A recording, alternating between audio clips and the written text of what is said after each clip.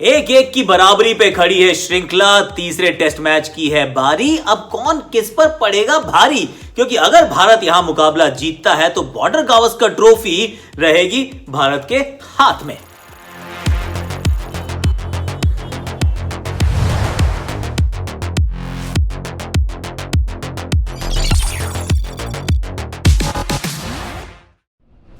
Redmi 9 power presents thunder down under का ये थोड़ा सा तीसरे टेस्ट मैच का प्रीव्यू करना है, क्योंकि कहानी बड़ी मजेदार है कि जब पहला मैच हारे, जो कहानी हुई एडिलेड में, वो 1 घंटे का जो वो कह रहा हूँ मैनिक आवर था, वो एकदम अनबिलीवेबल सा वो 1 घंटे का खेल था, जिसने जो मैच में भारत की पकड़ थी, बेहतर टीम भारत थी पर मैच हार गया। भारत जीता ऑस्ट्रेलिया और वहां से ऐसा लगा कि अब तो मतलब लुटिया डूब गई, क्योंकि पिंक बॉल का टेस्ट मैच हम हार चुके हैं। अब विराट कोहली और शमी को गवा चुके हैं, पृथ्वी शॉ के पास फॉर्म नहीं है और रिद्धिमान साहा ने रन नहीं बनाए हैं। आई मीन इसके बाद क्या होगा, whatever could have gone wrong had gone wrong in that test match. पर उसके बाद India bounce back and how. और वो कहते हैं ना कि खेल जो है, बहुत लोग ये कहते हैं कि खेल चरित्र दिखाता है। मैं कहता हूँ चरित्र बनाता भी है यार, दिखाता तो है ही है, पर ये चरित्र बनाने वाली भी कहानी होती है। और ये बना के बताया कि ऐसे हम बाउंस बैक कर सकते हैं। 4 चेंजेस के साथ भारत उतरा। शुभमन गिल को मिला डेब्यू, मोहम्मद सिराज को मिला डेब्यू, मौका मिला ऋषभ पंत को, रविंद्र जाडेजा को खिलाया गया। एक नए कॉम्बिनेशन के साथ 5 गेंदबाजों के साथ भारत उतरा।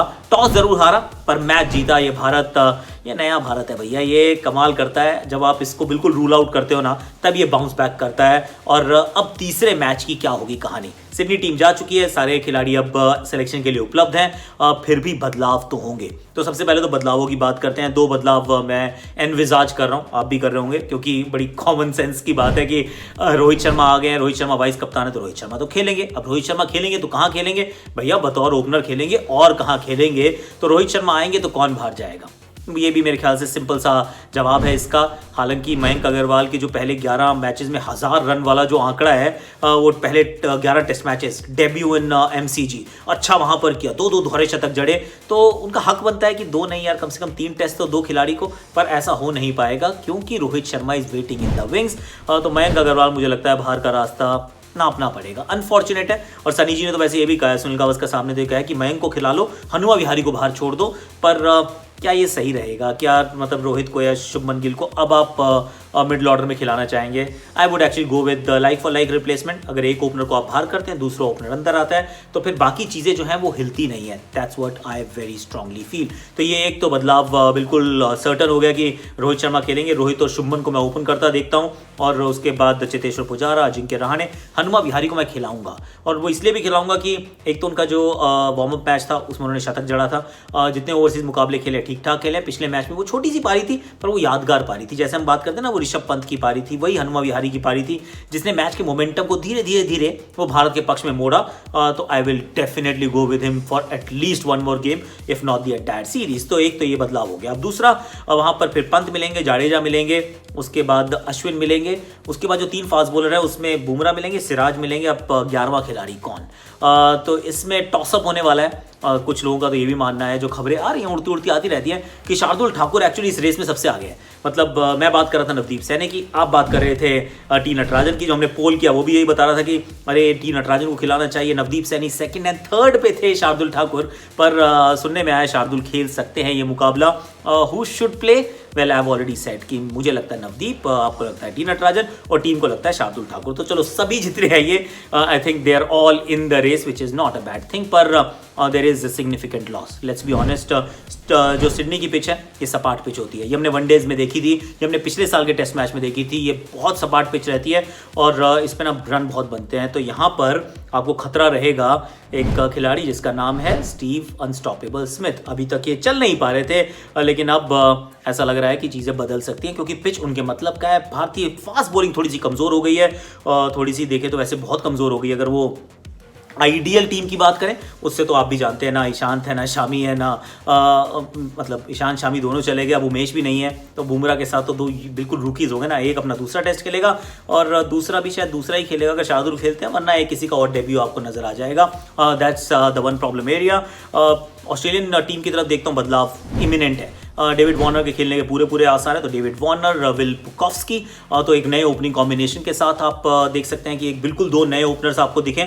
और पुकॉफ्स्की को फिर थोड़ी सी बाउंसर लगाई जाएंगी, पर डेविड वार्नर वो अच्छा करते हैं, उनके ऊपर भी उम्मीद रहेगी, हालांकि फुली फिट नहीं है। स्टीव स्मिथ, मार्नस लाबुशेन, अब ये 4 टॉप ऑर्डर में क्या करते हैं। ट्रेविस हेड अगर बाहर जाएंगे, मुझे लगता है जाएंगे, मैथ्यू वेड उनकी जगह पर आएंगे, then Cameron Green and the remaining team remains the same. तो ये तो हो गई टीम न्यूज़। अब Redmi 9 power performer of the game वो कौन हो सकता है, and that I am going to talk about from the Indian perspective. मेरे विचार में एक ऐसा परफॉर्मेंस या एक ऐसा परफॉर्मर जो 5 दिन अपना योगदान दे सकता है। आई am going with Ravindra Jadeja this time. Bowling क्योंकि आपकी कमजोर हो चुकी है, तो इसका मतलब रविंद्र जाडेजा का बतौर बॉलर कद बढ़ेगा, काम बढ़ेगा। So that's point number 1। Batting जिस प्रकार की कर रहे हैं, मुझे लगता है बैटिंग में इनकी भी जरूरत पड़ेगी। और पिछली बार जब यहाँ खेले थे, तो इन्होंने रन बनाए थे यार, ये रन बनाते हैं। तो ये जो रन बना के बहुत सारे बड़े बड़े स्कोर बनाने का प्रयास भी करते हैं, रन भी बनाते हैं, ये वो खिलाड़ी है जो काम आता है। और पिछले मैच में तो बहुत अच्छा खेले थे। तो मेरे विचार में Ravindra Jadeja is the likely to be the Redmi 9 power performer of the game. और ये अच्छा करेंगे तो टीम अमूमन अच्छा करती है। इस फ़ोन की आपको जानकारी है ऑलरेडी, इसके पास 662 स्नैपड्रैगन प्रोसेसर है, 6000 mAh बैटरी है, और ये चलता रहता है, ये फ़ोन ख़त्म नहीं होता। 48 क्वाड कैमरा सेटअप भी है, ब्यूटीफुल, पिक्चर्स भी खींचिए, गेम्स भी खेलिए, and study as ever. This is a fantastic phone. चलिए अब इसके थोड़े से और आगे की तरफ चलें तो देखेंगे कि अब टॉस जीत के क्या करें। टॉस जीत के आंखें मूंदिए, बैटिंग कीजिए। ये पिच बैटिंग के लिए रहती है, मैंने पिच नहीं देखी है, फिर भी मैं कह रहा हूँ बैटिंग कीजिए। इस पर आप बैटिंग कीजिए और बैटिंग अच्छी कीजिए।